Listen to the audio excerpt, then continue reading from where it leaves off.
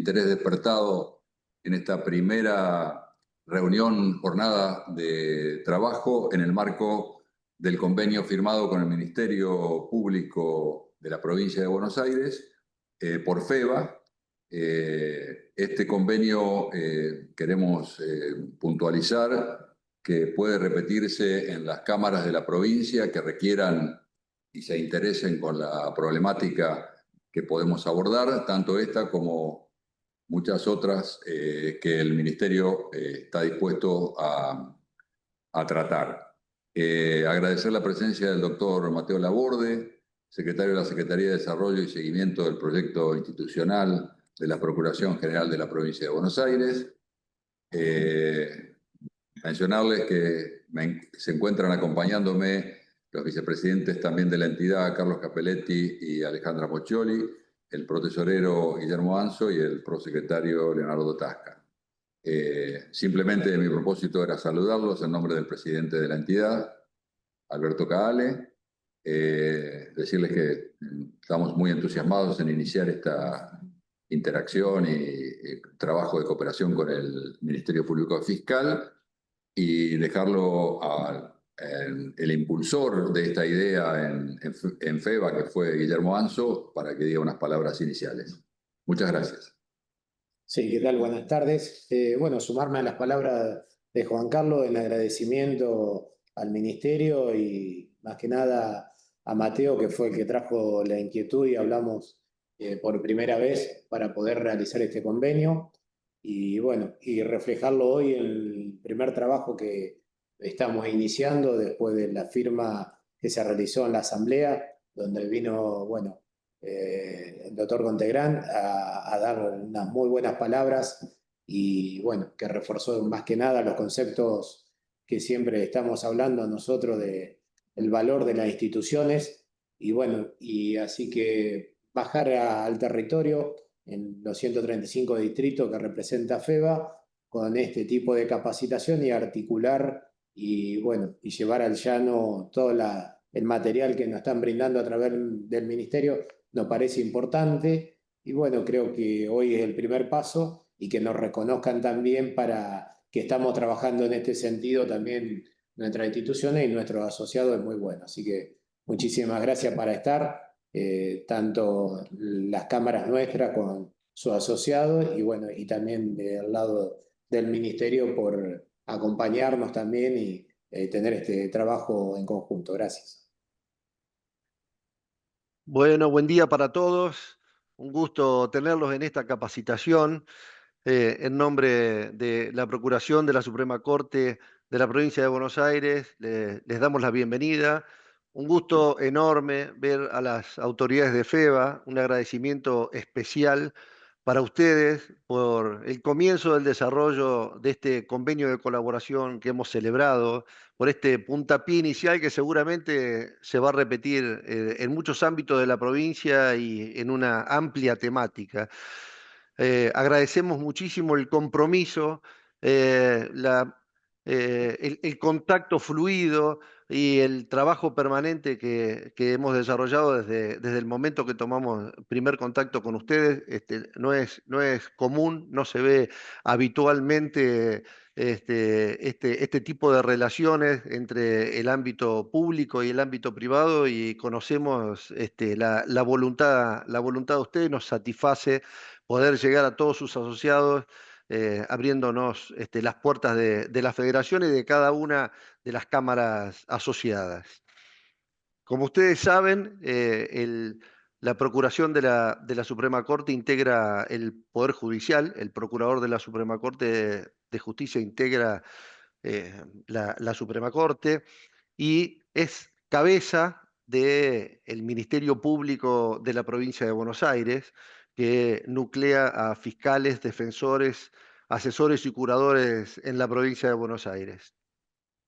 En este ámbito nos encuentra hoy porque una de los ejes de gestión y ejes temáticos fundamentales de esta procuración es la apertura hacia la comunidad, llevar la información y la capacitación a todos los ciudadanos bonaerenses para que puedan ayudarnos a combatir este tipo de delitos, colaborar y estar informados, poder prevenirse, estar hoy en día con la información al día, posiblemente es una de las riquezas más importantes.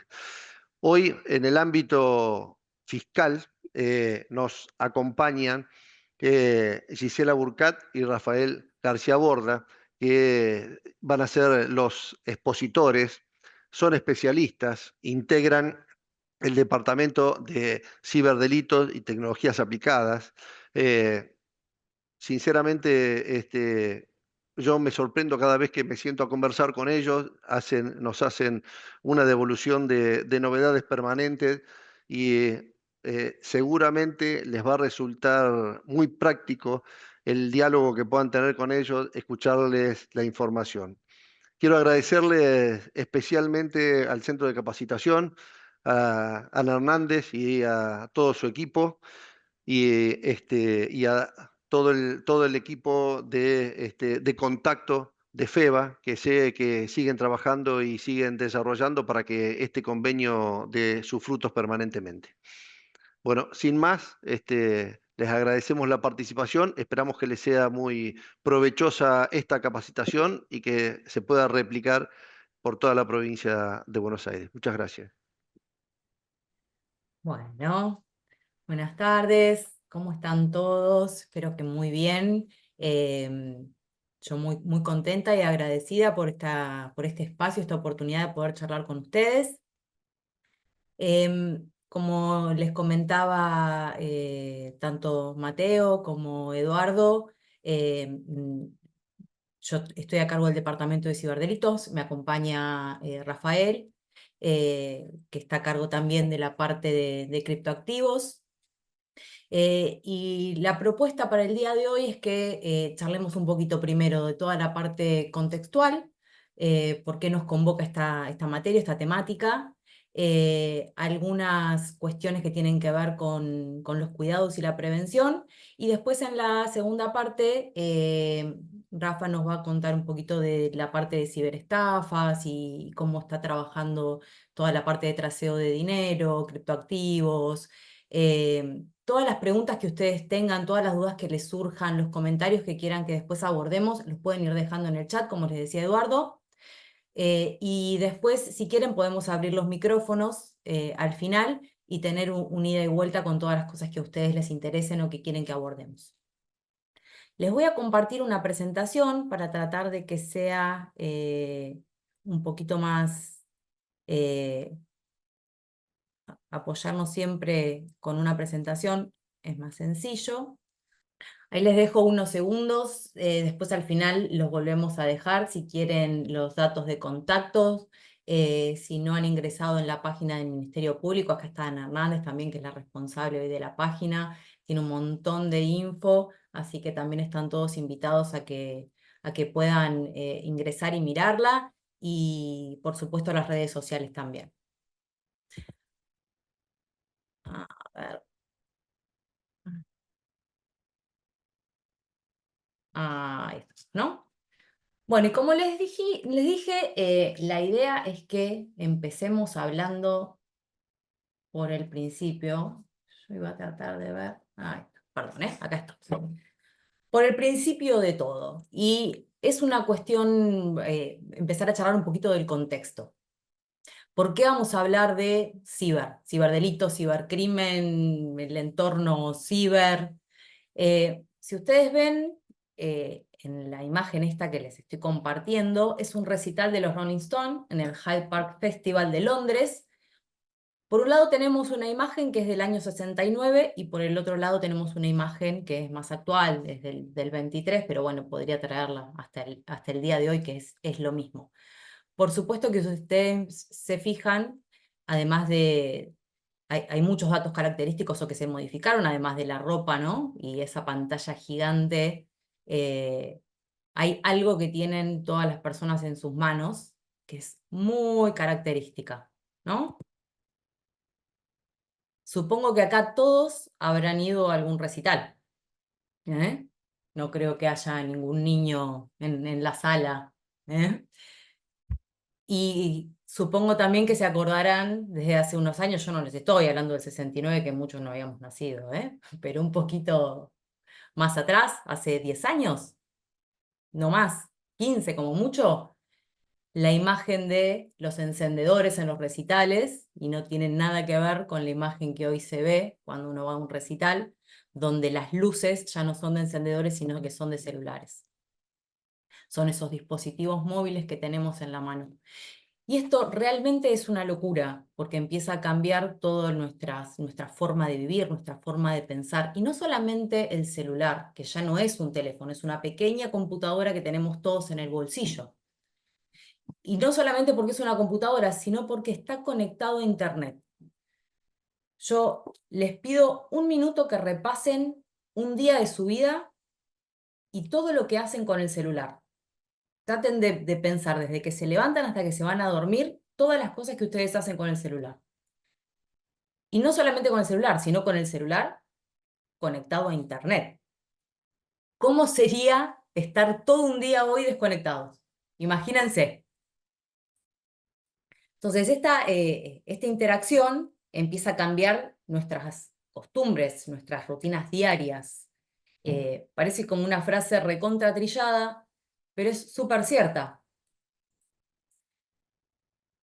Y sobre todo porque toda esta interacción empieza a cambiar la estructura de pensamientos, ¿no? Y acá hay una imagen chiquita, no sé si la ven todos, de lo que significan los chicos en la escuela, y toda esta discusión de si los celulares sí, los celulares no, si se los dejamos en los bolsillos, si los dejamos en un costado. Y esto tiene que ver porque empieza a cambiar la forma en la que yo me relaciono con la sociedad. Ahora, yo no los voy a entretener mucho con esto porque se habla un montonazo, pero sí quiero llamarles la atención con algo que muchas veces no nos paramos a pensar, y es que nadie nos presentó formalmente al mundo digital. Como les dije acá en la sala, me parece que somos toda gente adulta. Cuando éramos chiquitos, nacimos en un mundo analógico, donde teníamos un montón de adultos que nos acompañaron, que acompañaron nuestro crecimiento y nos alertaron sobre un montón de cuestiones como no hables con extraños, no dejes la puerta abierta, nos enseñaron a cruzar la calle, nos enseñaron un montón de cosas. Ahora, de repente, ya de adultos, nos enchufaron a Internet, pero no nos dieron ni un manual de usuario, ni una guía, ni una brújula. De hecho, nadie sabía usarlo, estábamos todos en la misma situación, y entonces no tuvimos ese acompañamiento. Y yo lo que les pido es que piensen qué diferencia hay cuando uno se mueve en el mundo físico y cuando uno se mueve en el mundo digital.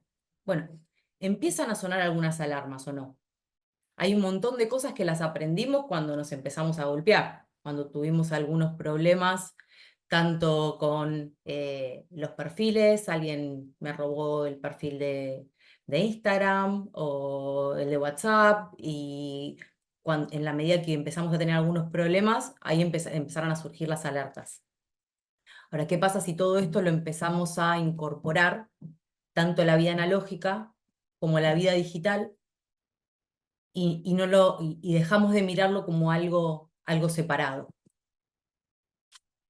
Y sobre todo lo que tiene que ver con la influencia de las redes sociales, ¿o no? Si ustedes repasan un poquito cuál es la relación que tienen ustedes con las redes sociales, tanto ustedes como todo el entorno, porque muchos dicen, no, yo la verdad que mucho no las uso.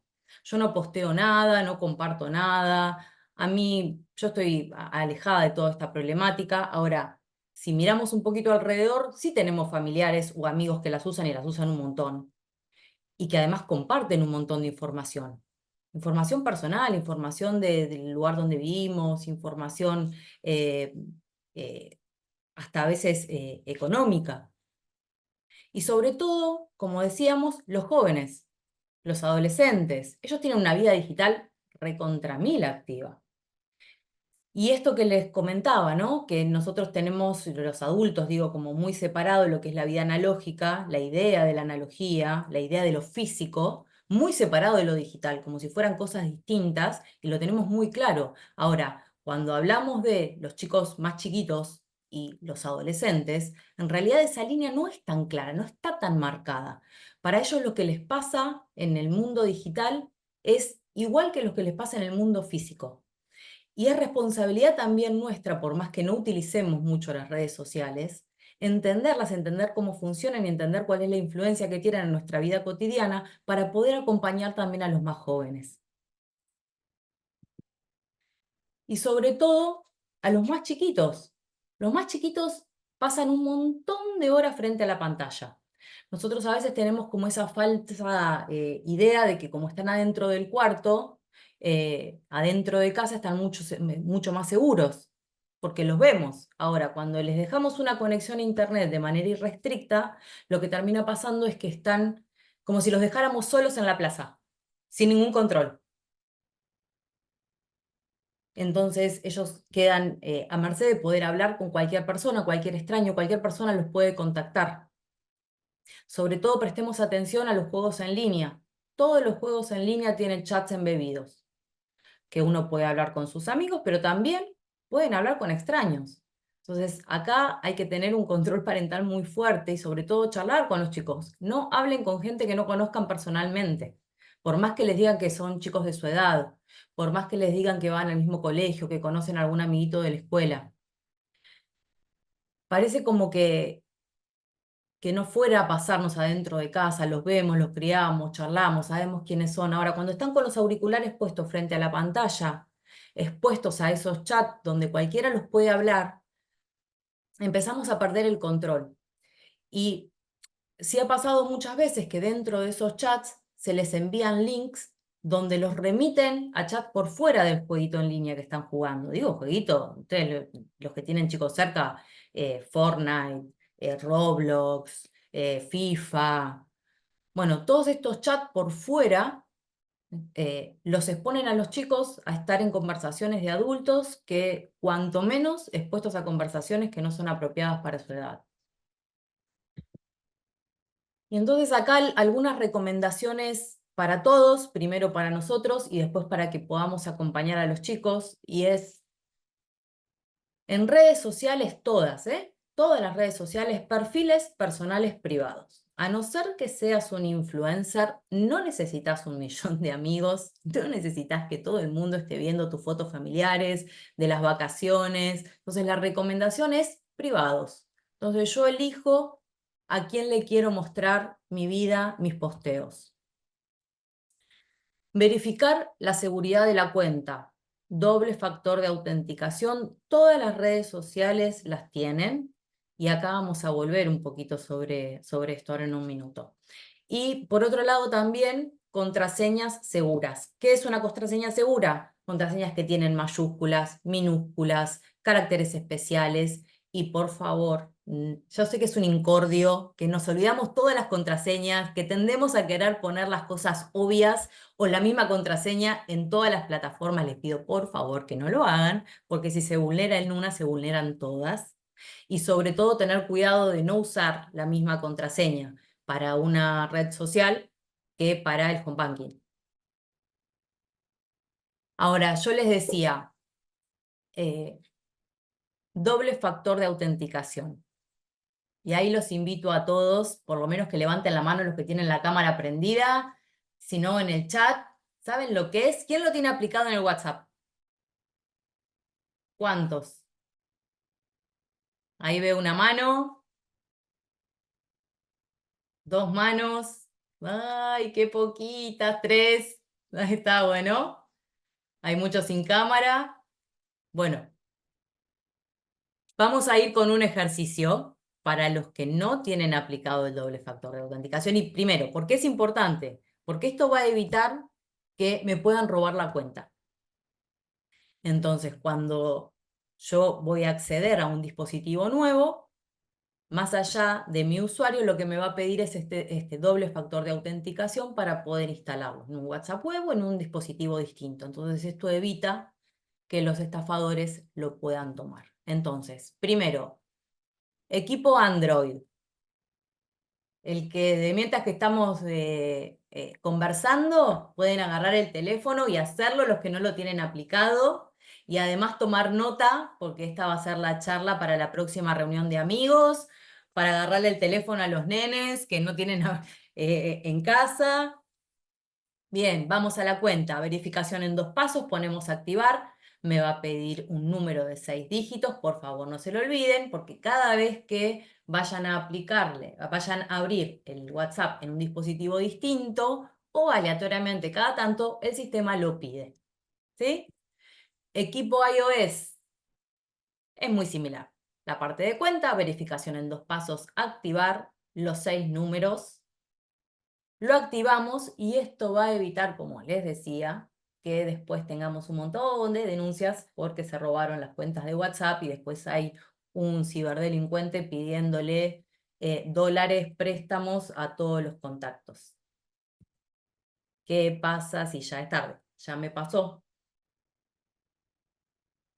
Bueno, lo primero que se sugiere es desinstalar la aplicación, volverla a instalar y aplicarle automáticamente el doble factor de autenticación. Como esto lo saben los ciberdelincuentes, probablemente no puedan hacerlo porque ya lo hayan hecho los delincuentes, y entonces va a haber que escribir al support de WhatsApp, teléfono robado o extraviado, y ahí se va a deshabilitar y van a tener que esperar una semana para retomar.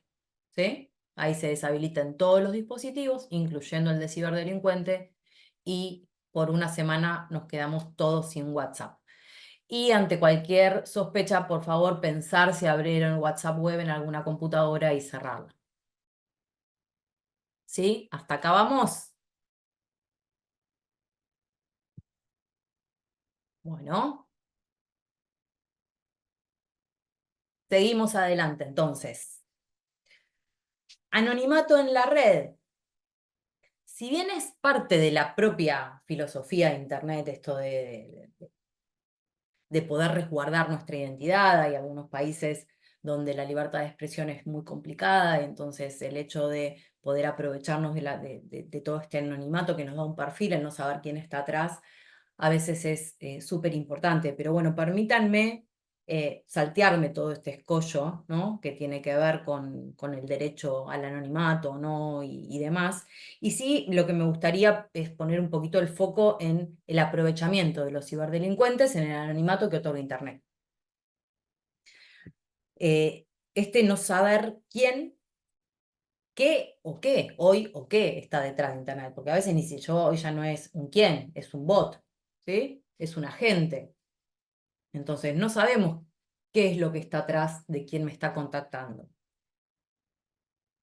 Y esto es absolutamente aprovechado por los ciberdelincuentes para cometer cualquier tipo de delitos, no nuevos, pero sí aprovechándonos de la parte digital. Ciberestafas, intrusiones, suplantación de identidad, extorsiones, secuestro de datos, bueno, un montón. Ahora, sí, lo que me gustaría que empecemos a pensar un poquito es, ¿quiénes son las víctimas de estos tipos de delitos? Todos, ¿o no? Todos somos potenciales víctimas. Y antes de meternos directamente en la parte de ciberestafas, quiero que nos detengamos un poco en preguntarnos por qué.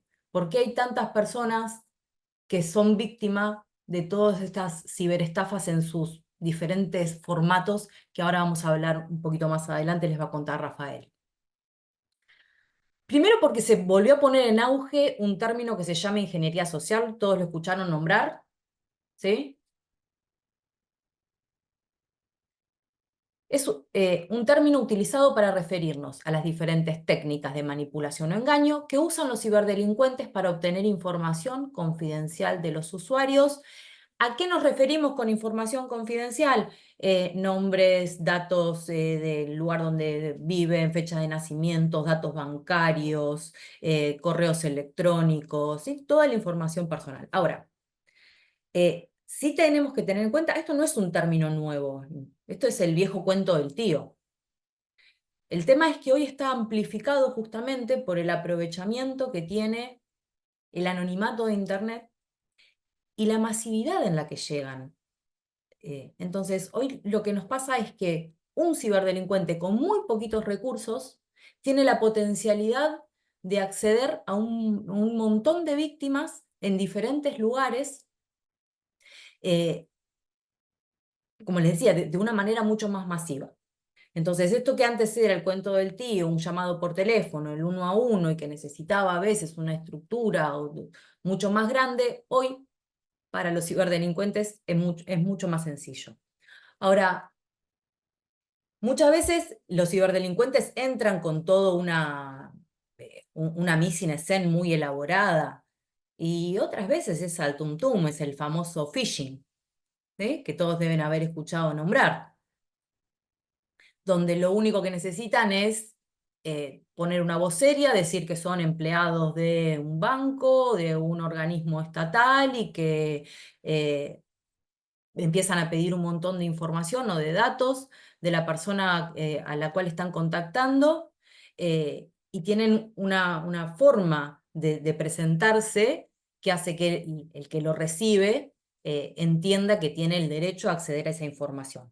Ahora, ¿por qué nos pasa esto? Bueno, porque todos nosotros tenemos, y de manera evolutiva, una forma en la que prestamos mucha atención a muy poquitas cosas durante el día. La gran mayoría las hacemos de forma automática. El cerebro tiende a repetir todo lo que conoce, todo lo que ya sabe, y tratar de automatizarlo para ahorrar energía. Entonces nosotros tenemos que ser conscientes de esto. Cuando yo me levanto, no estoy pensando que me tengo que poner las pantuflas, o me tengo que lavar los dientes, o tengo que ir al baño. Todo eso es una cuestión que se hace de manera automática, hasta que pasa algo nuevo, donde el cerebro tiene que volver a aprender. Perdón, yo no soy psicóloga, ¿no? Pero esto es un poco la idea, ¿no? Tiene que volver a tener un foco de atención. Ahora, lo que nos pasa muchas veces en el entorno digital es que pensamos, o sea, cliqueamos antes de pensar, ¿sí? Y entonces la idea es que pensemos antes de cliquear. Esto se llaman cortafuegos psicológicos o barreras de protección mental. Esto es como ponernos un obstáculo a nosotros mismos. Tampoco es nada nuevo, pero en la parte digital hay que tener mucho cuidado. Esto les debe resultar sencillo, conocido a todos. Uno de los sesgos que tenemos y en los cuales tenemos que prestar atención se llama el efecto de la verdad ilusoria, ¿no?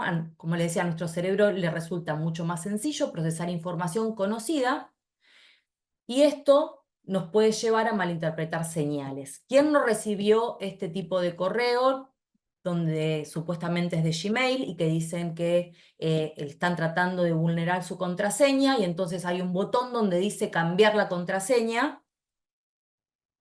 Y cuando tocamos esa contraseña sin prestar atención, que en realidad el correo no es de la cuenta de Google, es de Pepito @ cualquier cosa, diciendo o haciéndose pasar por Google. Entonces, ese enlace malicioso nos puede llevar a que nos roben la información, o a que nos hackeen la computadora, el teléfono, lo que sea, ¿sí? Lo mismo pasa con lo que es el sesgo de la percepción selectiva. Es muy parecido. Ahí se selecciona automáticamente un objeto de atención y se desatiende el resto para no saturarse mentalmente. Y esto es lo mismo cuando yo pongo en el buscador de Google, por ejemplo, en este caso, Facebook. Tengo que prestar atención porque muchas veces las primeras opciones no son Facebook. Digo Facebook es lo que estamos buscando, ¿no? Pero digo, muchas veces puede ser, ha pasado con fraudes con supermercados, líneas de supermercados grandes, con estaciones de servicio, con empresas de electrodomésticos, ¿sí? Donde eran páginas falsas, generalmente son las primeras, y cuando yo ingreso, creo que estoy ingresando a la página real y no lo es. Entonces lo que tenemos que prestar atención en este caso es lo que está ahí marcado, que se llama la URL, la dirección. Cuando yo veo en el buscador que dice http / y el nombre que sigue, bueno, ahí tengo que prestar atención que sea efectivamente la página donde yo quiero entrar, sobre todo si yo voy a poner datos personales.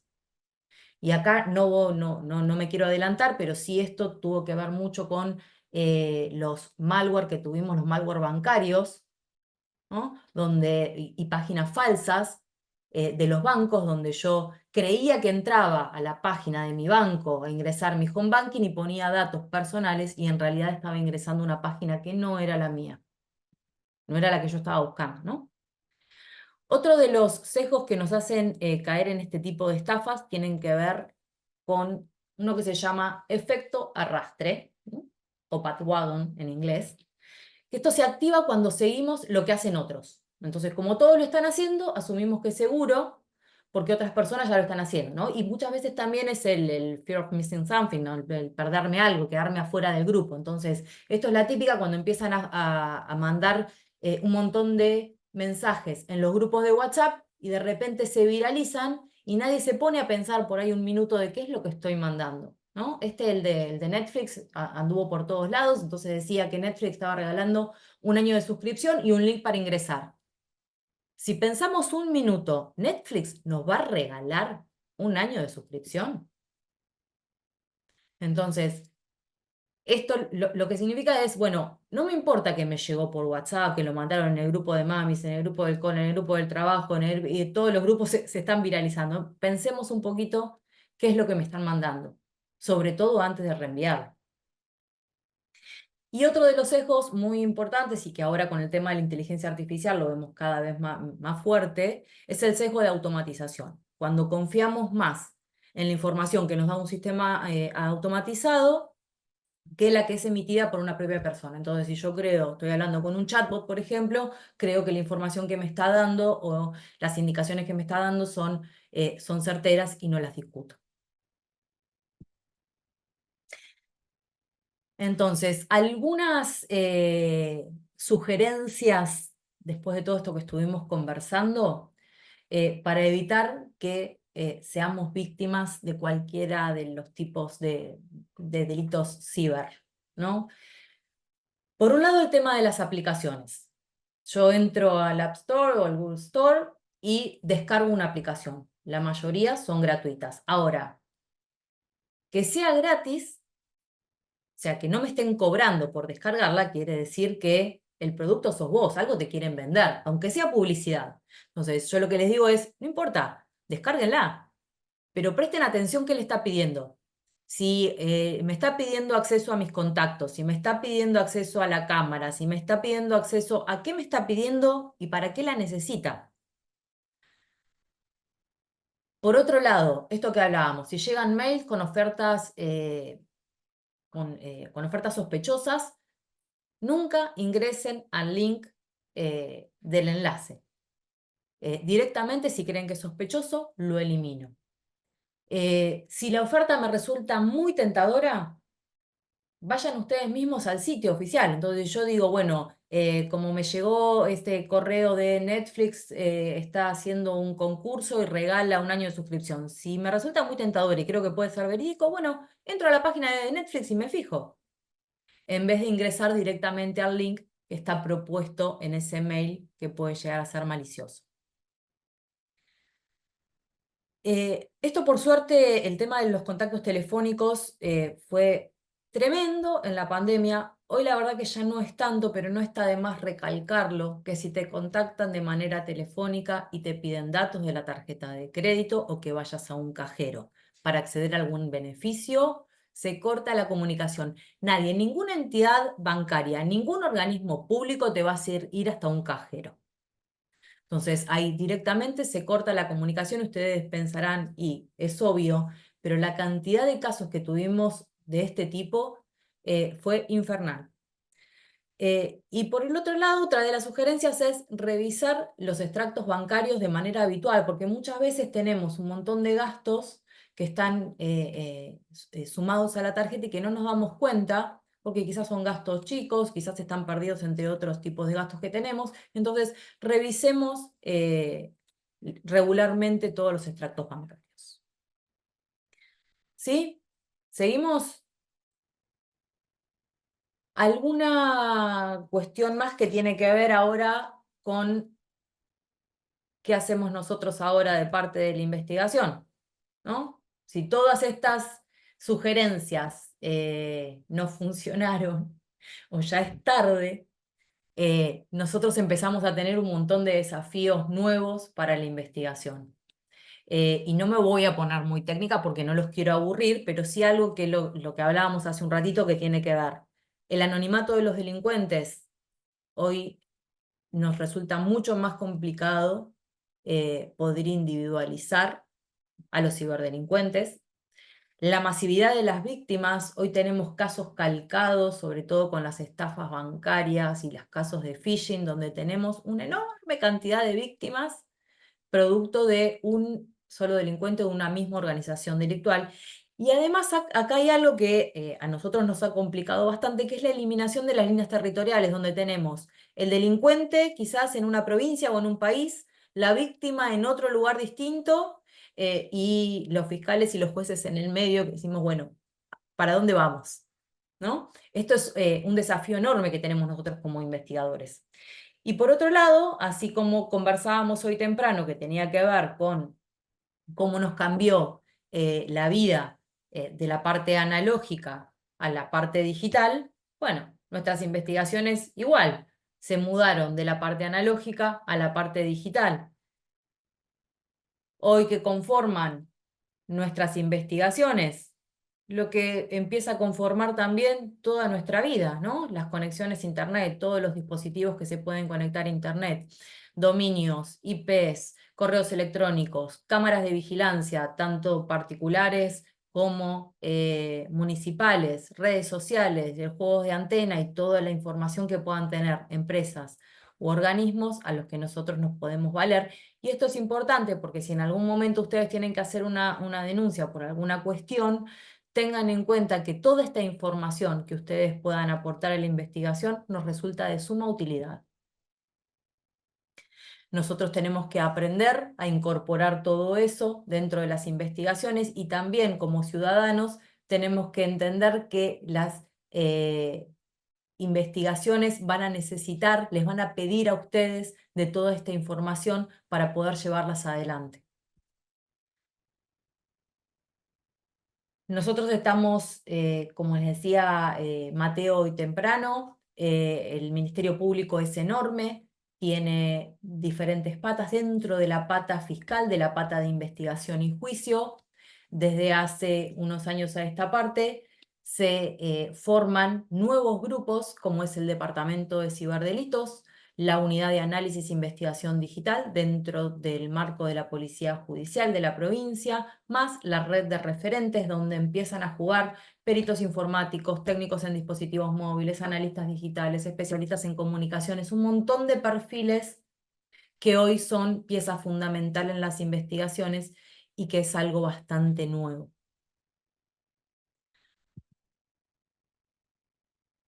Corrimos un montón, era para darles el marco general. Yo, para no aburrirlos, les voy a ceder la palabra a Rafael.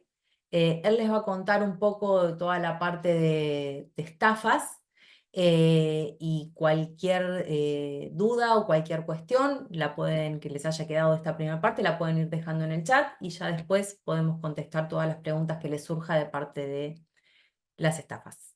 Rafa, todo tuyo.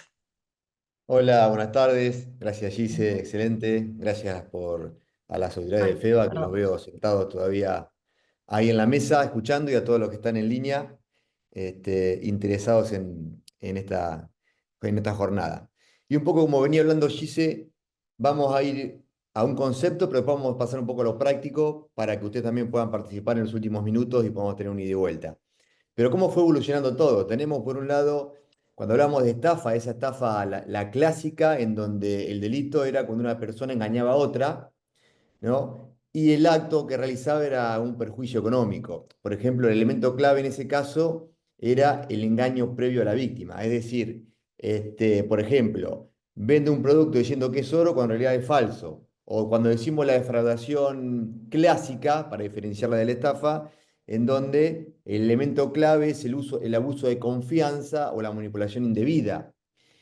El ejemplo, un contador, por ejemplo, que se queda con dinero de una empresa. O ahora ya vamos un poco más a lo fino, que acá estamos viendo en pantalla, cuando hablamos de defraudación informática, que acá tenemos como definición que es cuando utilizan los cibercriminales las tecnologías digitales o medios informáticos. El elemento clave que vamos a encontrar en este caso va a ser el uso de Internet, sistemas informáticos, software, y pueden ver en pantalla cómo fue evolucionando lo que venimos contando desde el principio con Gise.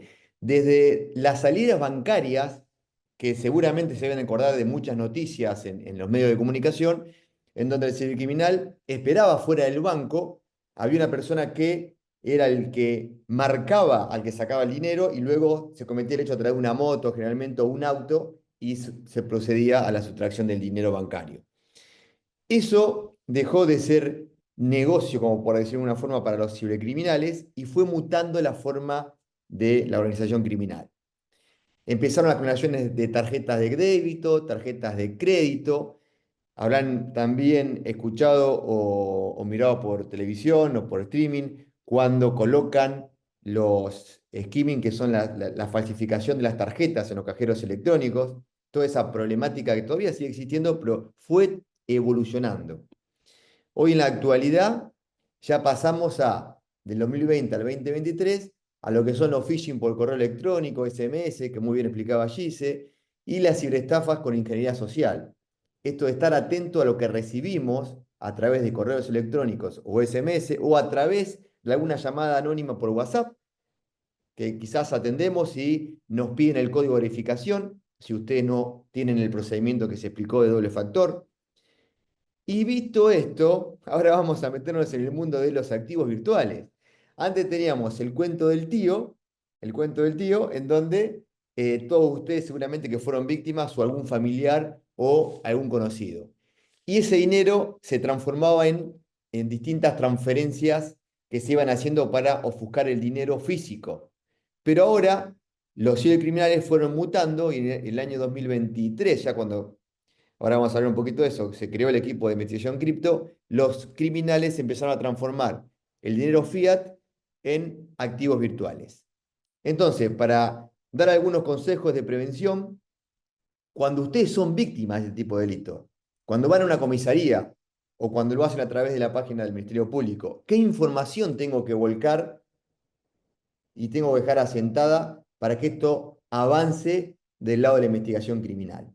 Y acá tiene una guía que después se la vamos a compartir también en sistema digital para que la puedan tener a mano, de qué es lo que tengo que hacer, cuáles son las medidas necesarias que tengo que realizar cuando sufro una estafa. Esto generalmente debemos siempre, primero, hacer la denuncia, segundo, cambiar las contraseñas, y esto es muy importante, en la mayoría de los dispositivos, generalmente en un 80%, las personas utilizan la misma contraseña y generalmente son el número de documento, el nombre del papá, la mamá, de una mascota, la fecha de nacimiento, esas cuestiones a considerar como protecciones digitales para no ser víctima de una ciberestafa. Y y si fui víctima de una ciberestafa, comunicarse con el banco, avisar lo que sucedió, realizar la denuncia, a su vez aportar los datos del titular de la cuenta, el CBU, el alias, todo lo que ustedes tengan en ese momento que observan de esa sustracción ilegal que se realizó de su cuenta bancaria. Toda esa información va a ser de suma utilidad para después realizar una debida trazabilidad de ese dinero físico, de ese vaciamiento de las cuentas que sufrieron. Pero esto no queda acá. Como decíamos, antes eran saltos de cuentas CBU B larga o CBU B corta, pero esto fue modificándose. La modalidad delictiva se modificó. Y ahora vamos a entrar en algo muy actual que estamos también trabajando y que hemos hecho varios operativos que vamos a contar más adelante, que es el malware o llamado virus informático. Ese virus informático que llega a través de correos electrónicos con PDFs que vienen embebidos con el virus. Por ejemplo, vamos a dar un ejemplo práctico para que se pueda entender. Ahora, vamos a hacerlo ahora. Si en FEBA, que veo ahí que tenemos 5 personas conectadas, por lo menos en la camarita, es el lugar donde tienen el control de las cuentas empresa, de la cuenta de FEBA donde tiene todo el dinero, el mail va a llevar embebido en un PDF el modo de presupuesto o el modo de factura al correo de la persona o de las personas que manejan esas cuentas empresas, la cuenta empresa de FEBA. No se va a dar cuenta el operador, porque el virus tiene aparejado esto, que no lo pueda detectar un Windows. Entonces, inmediatamente, como es el día a día de la persona que maneja el contador, el tesorero o de un empleado administrativo, va a descargar, como lo hace habitualmente, suponiendo que es un presupuesto, y se va a empezar a descargar el virus informático. Una vez que se descargó el virus, los cibercriminales, como hablábamos al principio también, que operan desde otros países, van a hacer las transferencias en pesos y vaciar las cuentas.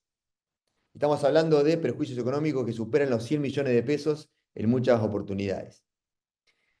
Y esto no queda acá, porque esas transferencias en pesos que se realizan de distintas cuentas de Argentina, nosotros nos preguntamos, ¿cómo hace una banda criminal que opera de otro país para hacerse del dinero en pesos? Porque si suponemos que la banda está en Venezuela, ¿para qué le sirve el peso argentino? Y ahí es donde nosotros nos replanteamos la investigación y el paradigma y todos los nuevos paradigmas para este tipo de investigaciones, que es los activos virtuales. Transforman esos pesos en activos virtuales para así lavar el dinero ilícito. Entonces hoy tenemos distintos tipos de delitos clásicos que ya conocemos, como el narcotráfico, como los delitos de material de abuso sexual infantil, que son las imágenes en desnudez de niños y niñas y adolescentes que comercializan los pedófilos, los ciberdelitos, el lavado de activos. Todo ello trae aparejado los activos virtuales. El último camino, el último eslabón es ofuscar el dinero, esconder ese dinero ilícito en activos virtuales. Por lo cual, seguimos avanzando y esto requirió la necesidad de la especialización en los investigadores. ¿Por qué? La primera conclusión que hoy podemos decir que los métodos tradicionales de investigación, de congelamiento de dinero, de incautación de dinero, no funcionan. Sí o sí se requiere de la especialización, de la formación integral de analistas forenses digitales, en blockchain, en cripto, en trazabilidad de activos virtuales, el manejo de herramientas forenses, en el conocimiento procesal, y esto requiere un equipo interdisciplinario, como venimos mencionando desde el principio con la doctora Burkhardt. Sumamente importante. Creemos que hoy sin esta nueva forma de trabajar en las causas complejas resulta, le diría, muy difícil llegar a buen puerto en una investigación. Como decíamos al principio, en el año 2023 se creó el equipo de investigación de activos virtuales o criptoactivos ilegales en ese momento, en el año 2023. Hoy ya se define el criptoactivo o la criptomoneda como un activo virtual, por ley. Tenemos regulaciones específicas de activos virtuales. Tenemos que tener en cuenta que Argentina está por encima de Brasil en la usabilidad de activos virtuales. Brasil es 4 veces más grande que Argentina. Esto trae aparejado que quizás los que estamos hoy conectados, la franja etaria de edad, no nos representa tanto, no, esto no lo utilizo, no, lo desconozco, no sé qué es, pero de 18 a 25 años, la mayoría utiliza activos virtuales y muchos viven de ello. Por ejemplo, hoy, ¿cuáles son las nuevas ocupaciones? Ser arbitrajista. ¿Qué es ser arbitrajista? Bueno, es el que compra y vende activos virtuales en el ecosistema cripto. Bueno, eso trajo aparejado la creación del equipo en el año 2023 con muy buena visión, podemos decir, tanto de la doctora Burkhardt y la Procuración en general, de aceptar, del doctor Pomberges, de aceptar la creación de este equipo cuando en ese momento no se hablaba prácticamente de lo que era un activo virtual. Hoy en día tenemos operativos realizados, y ahí sí vamos a la parte de los operativos realizados en la provincia de Buenos Aires en el año pasado y en el año 2023, relacionados exclusivamente a delitos que se cometen con activos virtuales. Y esto trajo un montón un montón de cuestiones de aprendizaje para todos los investigadores, para todos nosotros, y también poder compartir cuáles son las nuevas formas de criminales ¿no? Para poder así prevenirlas y también la persecución penal que se requiere. Como decíamos al principio, que se refieren a bandas que operan desde otros países y en donde el cibercriminal transforma ese dinero fiat, ese dinero que le roban al jubilado, por decirlo de alguna forma, y lo transforma automáticamente en activo virtual, de manera de ofuscar ese dinero ante la justicia o ante las fuerzas de la ley. Así también hemos realizado operativos de más de 80 allanamientos de ciberestafas, de manera coordinada siempre desde el Departamento de Ciberdelito, que requiere una estructura organizativa muy grande a nivel país, porque como decíamos al principio, no hay fronteras en el ciberdelito, no tenemos fronteras. Y si no nos comunicamos entre nosotros, resulta muy difícil el esclarecimiento de este tipo de acción. Así que esto también lo resaltamos y seguimos trabajando en ello para poder, más que nada, devolverle el dinero a las víctimas. De hecho, lo vamos a contar sin decir mayores detalles porque no tenemos mucho tiempo, ya hemos llegado a la instancia de devolverle a la víctima dinero en concepto de activos virtuales. No tenemos tiempo hoy de explayarnos en esto, pero estamos ya en este camino. Imagínense cómo evoluciona la tecnología y por sobre todas las cosas que los códigos procesales no nos acompañan y nunca nos van a acompañar porque es muy rápido cómo evoluciona el ecosistema digital. Dicho esto, ya para dejarles también consultas y dudas, cualquier tipo de denuncia que quieran realizar, en cada departamento judicial pueden ingresar al mail que ven en pantalla, le pueden sacar una foto, igual podemos compartirles la presentación y pueden realizar la denuncia respectiva en los departamentos judiciales en donde se encuentren. Veíamos que hay gente de 9 de julio, de distintos puntos de la provincia. Y también tienen la posibilidad de hacer la denuncia online, que es maravilloso, porque inmediatamente va a llegar a la fiscal en turno y se va a proceder a asignarle el número de IPP y se comienza la investigación. Y siempre cuando involucra cuestiones de ciberdelito complejas, se pide colaboración al departamento en donde el equipo está disponible para ello.